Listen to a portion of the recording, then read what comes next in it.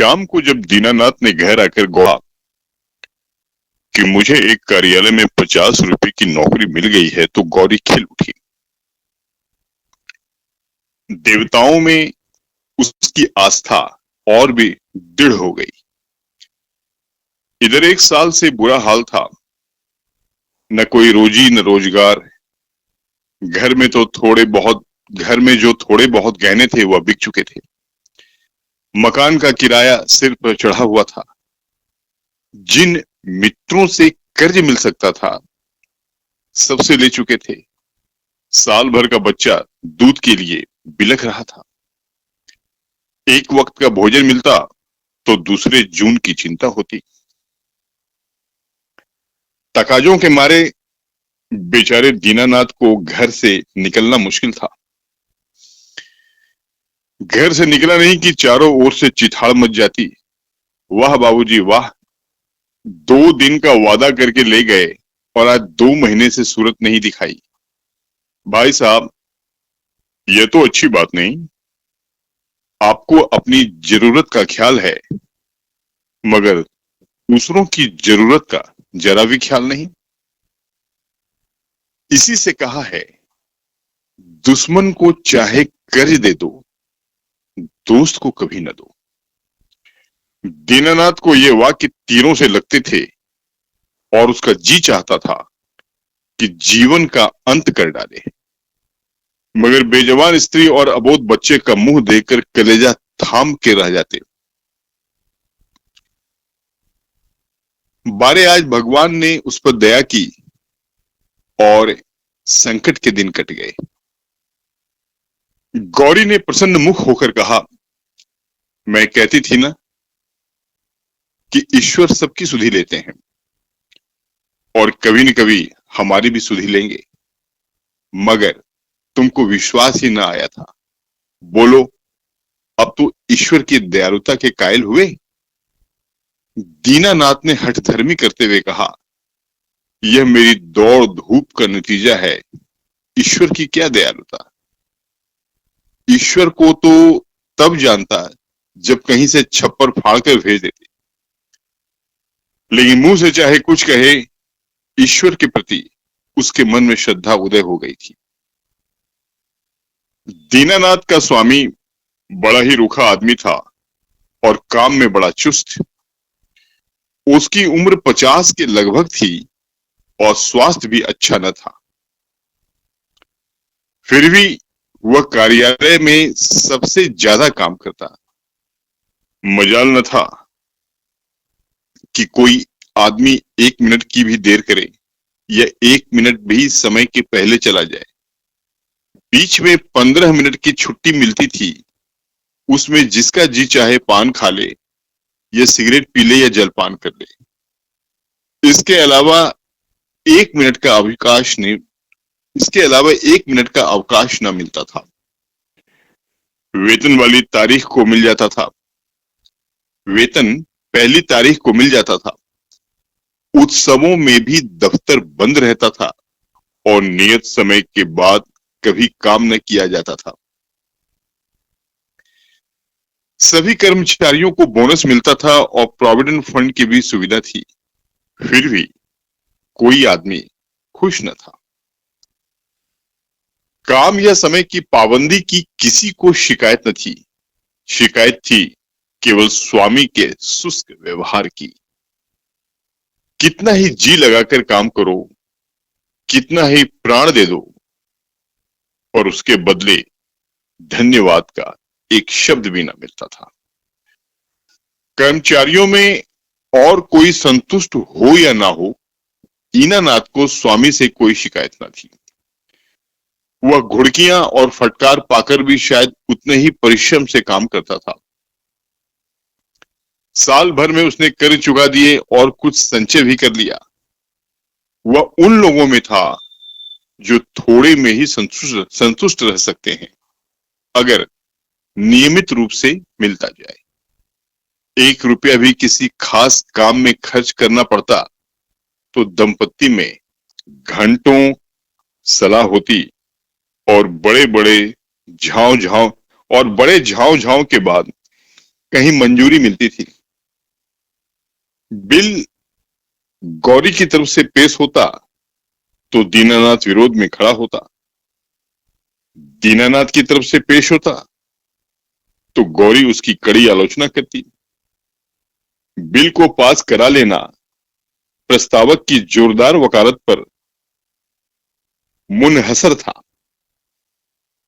Certify करने वाली कोई तीसरी शक्ति वहां न थी और दीनानाथ अब पक्का आस्तिक हो गया था। ईश्वर की दया या न्याय में अब उसे कोई शंका न थी। नित्य संध्या करता और नियमित रूप से गीता का पाठ करता। एक दिन उसके एक नास्तिक मित्र ने जब ईश्वर की निंदा की तो उसने कहा, भाई, इसका तो आज तक निश्चय नहीं हो सका ईश्वर है या नहीं। दोनों पक्षों के पास इस्पात किसी दलीलें मौजूद हैं, लेकिन मेरे विचार में नास्तिक रहने से आस्तिक रहना कहीं अच्छा है। अगर ईश्वर की सत्ता है तब तो नास्तिकों को नरक के सिवा कहीं ठिकाना नहीं। आस्तिक के दोनों हाथ में लड्डू है। ईश्वर है तो पूछना ही क्या, नहीं है तब भी क्या बिगड़ता है। 2-4 मिनट का समय ही तो जाता है। नास्तिक मित्र इस दोरुखी बात पर मुंह बिचकाकर चले गए। एक दिन जब दीनानाथ शाम को दफ्तर से चलने लगा तो स्वामी ने उसे अपने कमरे में बुला भेजा और बड़ी खातिर से उसे कुर्सी पर बैठाकर बोला, तुम्हें यहां काम करते हुए कितने दिन हुए? साल भर तो हुआ ही होगा। दीनानाथ ने नम्रता से कहा, जी हाँ, 13वां महीना चल रहा है। आराम से बैठो, इस वक्त घर जाकर जलपान करते हो। जी नहीं, मैं जलपान का आदी नहीं। पान वान तो खाते ही होगे, जवान आदमी होकर अभी से इतना संयम। यह कहकर उसने घंटी बजाई और अर्दली से पान और कुछ मिठाइयां लाने को कहा। दीनानाथ को शंका हो रही थी, आज इतनी खातिरदारी क्यों हो रही है? कहां तो सलाम भी नहीं लेते थे, कहां आज मिठाई और पान सभी कुछ मंगाया जा रहा है। मालूम होता है मेरे काम से खुश हो गए हैं। इस ख्याल से उसे कुछ आत्मविश्वास हुआ और ईश्वर की याद आ गई। अवश्य परमात्मा सर्वदर्शी और न्यायकारी है, नहीं तो मुझे कौन पूछता। अर्दली मिठाई और पान लाया। दीनानाथ आग्रह से विवश होकर मिठाई खाने लगा। स्वामी ने मुस्कुराते हुए कहा, तुमने मुझे बहुत रूखा पाया होगा। बात यह है कि हमारे यहां अभी तक लोगों को अपनी जिम्मेदारी का इतना कम ज्ञान है कि अफसर जरा भी नर्म पड़ जाए तो लोग उसकी शराफत का अनुचित लाभ उठाने लगते हैं और काम खराब होने लगता है। कुछ ऐसे भाग्यशाली हैं जो नौकरों से हेलमेल भी रखते हैं, उनसे हंसते बोलते भी हैं, फिर भी नौकर नहीं बिगड़ते, बल्कि और भी दिल लगाकर काम करते हैं। मुझ में वह कला नहीं है, इसलिए मैं अपने आदमियों से कुछ अलग अलग रहना ही अच्छा समझता हूं। और अब तक मुझे इस नीति से कोई हानि भी नहीं हुई। लेकिन मैं आदमियों का रंग ढंग देखता रहता हूं और सबको परखता रहता हूं। मैंने तुम्हारे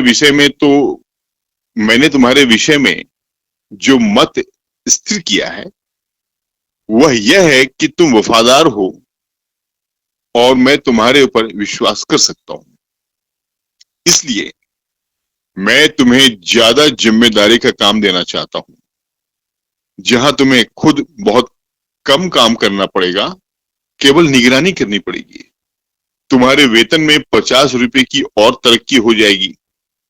मुझे विश्वास है तुमने अब तक जितनी तनदेही से काम किया है उससे भी ज्यादा तनदेही से आगे करोगे। दीनानाथ की आंखों में आंसू भर आए और कंठ की मिठाई कुछ नमकीन हो गई। जी में आया स्वामी के चरणों पर सिर रख दे और कहे, आपकी सेवा के लिए मेरी जान हाजिर है। आपने मेरा जो सम्मान बढ़ाया है, मैं उसे निभाने में कोई कसर न उठा रखूंगा। लेकिन स्वर कांप रहा था और वह केवल कृतज्ञता भरी आंखों से देख कर रह गया। सेठ जी ने एक मोटा सा लेजर निकालते हुए कहा, मैं एक ऐसे काम में तुम्हारी मदद चाहता हूं जिस पर इस कार्यालय का सारा भविष्य टिका हुआ है। इतने आदमियों में मैंने केवल तुम्ही को विश्वास योग्य समझा है और मुझे आशा है कि तुम मुझे निराश न करोगे। यह पिछले साल का लेजर है और इसमें कुछ ऐसी रकमें दर्ज हो गई हैं जिसके अनुसार कंपनी को कई हजार लाभ होता है। लेकिन तुम जानते हो हम कई महीनों से घाटे पर काम कर रहे हैं। जिस क्लर्क ने यह लेजर लिखा था उसकी लिखावट तुम्हारी लिखावट से बिल्कुल मिलती है। अगर दोनों लिखावटें आमने सामने रख दी जाएं, तो किसी विशेषज्ञ को भी उनमें भेद करना कठिन हो जाएगा। मैं चाहता हूं कि तुम लेजर में एक पृष्ठ फिर से लिखकर जोड़ दो और उसी नंबर का पृष्ठ उसमें से निकाल लो। मैंने पृष्ठ का नंबर छपवा लिया है, एक दफ्तरी भी ठीक कर लिया है जो रात भर में लेजर की जिल्दबंदी कर देगा। किसी को पता तक न चलेगा। जरूरत सिर्फ यह है कि तुम अपनी कलम से उस पृष्ठ की नकल कर दो।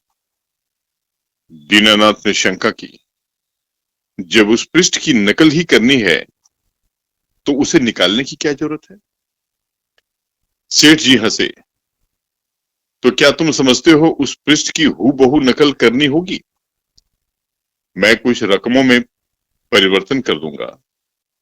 मैं तुम्हें विश्वास दिलाता हूं कि मैं केवल कार्यालय की भलाई के ख्याल से यह कार्रवाई कर रहा हूं। अगर यह रद्दो बदल न किया जाए तो कार्यालय के 100 आदमियों की जीविका में बाधा पड़ जाएगी। इसमें कुछ सोच विचार करने की जरूरत ही नहीं, केवल आध घंटे का काम है। तुम बहुत तेज लिखते हो। कठिन समस्या थी। स्पष्ट था कि उससे जाल बनाने को कहा जा रहा है। उसके पास इस रहस्य का पता लगाने का कोई साधन न था कि सेठ जी जो कुछ कह रहे हैं वह स्वार्थवश होकर या कार्यालय की रक्षा के लिए। लेकिन किसी दशा में भी यह जाल, घोर जाल,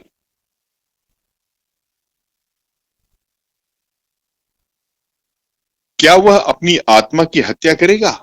नहीं, किसी तरह नहीं।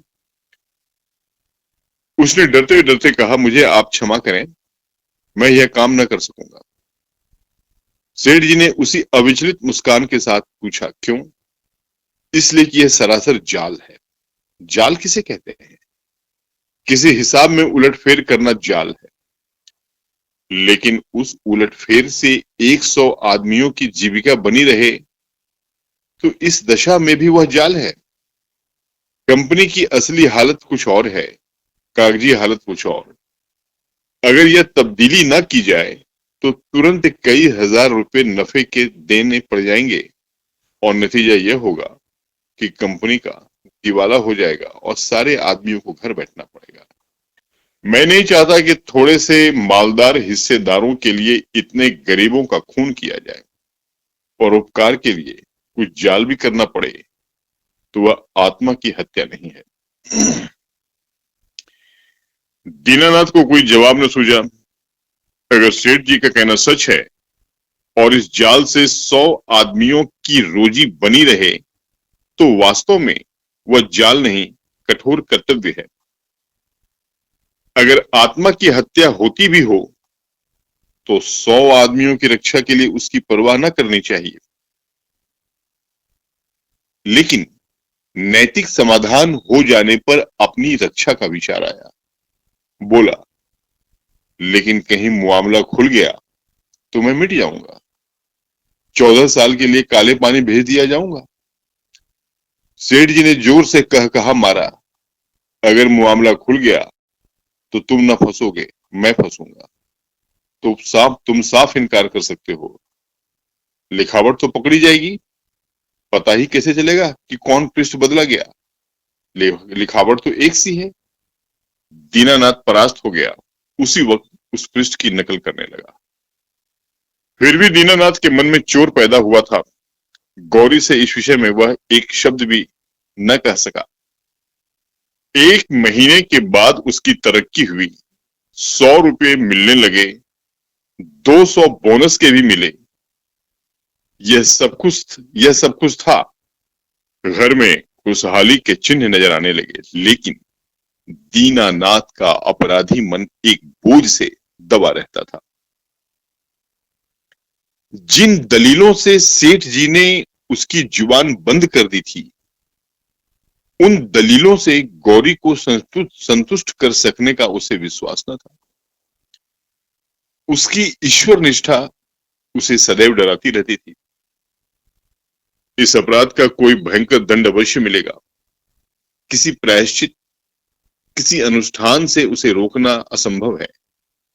अभी न मिले, साल 2 साल न मिले, 10-5 साल न मिले, और जितनी ही देर में मिलेगा उतना ही भयंकर होगा। मूलधन ब्याज के साथ बढ़ता जाएगा। वो अक्सर पछताता, मैं क्यों सेठ जी के प्रलोभन में आ गया। कार्यालय टूटता या रहता मेरी बला से। आदमियों की रोजी जाती या रहती मेरी बला से। मुझे तो यह प्राण पीड़ा न होती।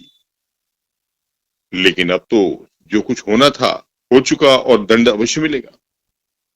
इस शंका ने उसके जीवन का उत्साह, आनंद और माधुर्य सब कुछ हर लिया। मलेरिया फैला हुआ था। बच्चे को ज्वर आया। दीनानाथ के प्राण नहों में समा गए। दंड का विधान आ पहुंचा। कहां जाए, क्या करे, जैसे बुद्धि भ्रष्ट हो गई। गौरी ने कहा, जाकर कोई दवा लाओ या किसी डॉक्टर को दिखा दो। 3 दिन तो हो गए। दीनानाथ ने चिंतित मन से कहा, हाँ जाता हूं, लेकिन मुझे बड़ा भय लग रहा है। भय की कौन सी बात है? बेबात की बात मुंह से निकालते हो। आजकल किसे ज्वर नहीं आता? ईश्वर इतना निर्दयी क्यों है? ईश्वर निर्दयी है पापियों के लिए। हमने किसका क्या हर लिया है? ईश्वर पापियों को कभी क्षमा नहीं करता। पापियों को दंड न मिले तो संसार में अनर्थ हो जाए। लेकिन आदमी ऐसे काम भी तो करता है जो एक दृष्टि से पाप हो सकते हैं, दूसरी दृष्टि से पुण्य। मैं नहीं समझी, मान लो मेरे झूठ बोलने से किसी की जान बचती हो, तो क्या वह पाप है? मैं तो समझती हूं ऐसा झूठ पुण्य है। तो जिस पाप से मनुष्य का कल्याण हो वह पुण्य है, और क्या। दीनानाथ की अमंगल शंका थोड़ी देर के लिए दूर हो गई। डॉक्टर को बुला लाया, इलाज शुरू किया। बालक 1 सप्ताह में चंगा हो गया, मगर थोड़े दिन बाद वह खुद बीमार पड़ गया। वह अवश्य ही ईश्वरीय दंड है और वह बच नहीं सकता। साधारण मलेरिया ज्वर था, पर दीनानाथ की दंड कल्पना ने उसे सन्निपात का रूप दे दिया। ज्वर में नशे की हालत की तरह यूं ही कल्पना शक्ति तीव्र हो जाती है। पहले केवल मनोगत शंका थी, वह भीषण सत्य बन गई। कल्पना ने यमदूत रच डाले, उनके भाले और गदाएं रच डाली। नरक का अग्निकुंड धका दिया। डॉक्टर की एक घूंट दवा 1000 मन की गदा की आवाज और आग के उबलते हुए समुद्र के दाह पर क्या असर करती। दीनानाथ मिथ्यावादी न था। पुराणों की रहस्यमय कल्पनाओं में उसे विश्वास न था। नहीं, वह बुद्धिवादी था, और ईश्वर में भी तभी उसे विश्वास आया जब उसकी तर्क बुद्धि कायल हो गई। लेकिन ईश्वर के साथ उसकी दया भी आई, उसका दंड भी आया। दया ने उसे रोजी दी, मान लिया ईश्वर की दया न होती तो शायद वह भूखों मर जाता, लेकिन भूखों मरना अग्निकुंड में ढकेल दिए जाने से कहीं सरल था, खेल था।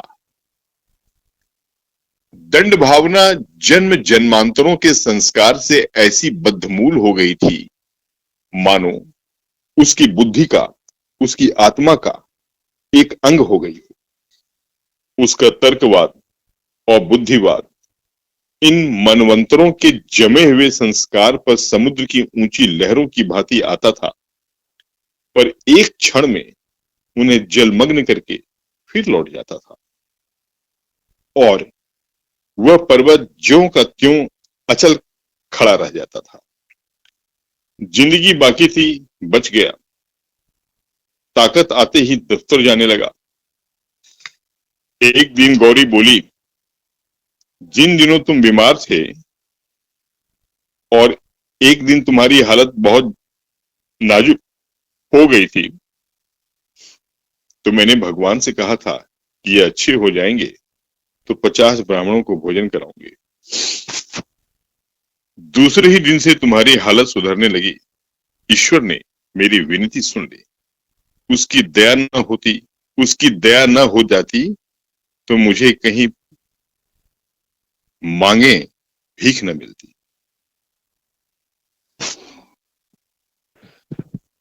आज बाजार से सामान ले आओ तो मनौती पूरी कर दूं। 50 ब्राह्मण नेवते जाएंगे तो 100 अवश्य आएंगे। 50 कंगले भी समझ लो और मित्रों में 20-25 निकल ही आएंगे। 200 आदमियों का डॉल है। मैं सामग्रियों की सूची लिख कर देती हूँ। दीनानाथ ने माथा सिकोड़ कर कहा, तुम समझती हो मैं भगवान की दया से अच्छा हुआ? और कैसे अच्छे हुए? अच्छा हुआ इसलिए कि जिंदगी बाकी थी। ऐसी बातें ना करो, मनौती पूरी करनी होगी। कभी नहीं, मैं भगवान को दयालु नहीं समझता। और क्या भगवान निर्दयी है? उनसे बड़ा निर्दयी कोई संसार में ना होगा, जो अपने रचे हुए खिलौनों को उनकी भूलों और बेवकूफियों की सजा अग्निकुंड में ढकेल कर दे।